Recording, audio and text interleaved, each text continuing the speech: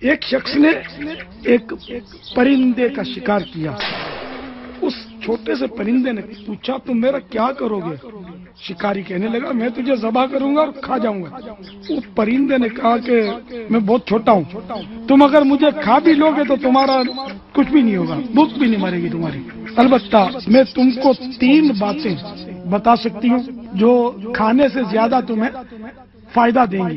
پہلی بات تو میں تمہارے ہاتھ میں ہی بتا دوں گی، جبکہ دوسری بات اس وقت بتاؤں گی جب تم مجھے چھوڑو گے اور میں درخت پر جا کر بیٹھ جاؤں گی، اور پھر اس کے بعد تیسری بات اس وقت بتاؤں گی جب میں پہاڑ پر ہوں گی۔ اس شخص نے کہا پہلی بات بتاؤ۔ اس پرندے نے کہا گزری ہوئی بات پر افسوس نہ کرنا۔ اس نے اسے چھوڑ دیا۔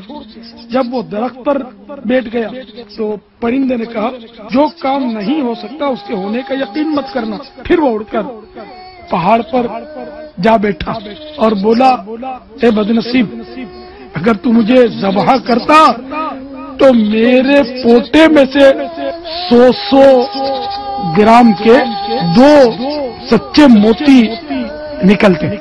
یہ سن کر شکاری افسوس ملتے ہوئے کہنے لگا ہائے اب کیا ہوگا، اب مزید کچھ بتا۔ اس نے کہا کہ 2 باتیں تو میری بھول چکا، اب کیا بتاؤں؟ کیا میں نے تجھے نہیں کہا تھا کہ جو کچھ ہاتھوں سے نکل جائے اس پر افسوس نہ کرنا، اور جو کچھ نہیں ہو سکتا اس کے ہونے کا یقین مت کرنا؟ میں تو گوشت، خون اور پروں کا مجموعہ ہوں، سب ملا کر بھی میرے پورے وجود کا وزن 100 گرام بھی نہیں ہے۔ 100 گرام کے 2 موتی مجھ سے نکل کیسے سکتے ہیں؟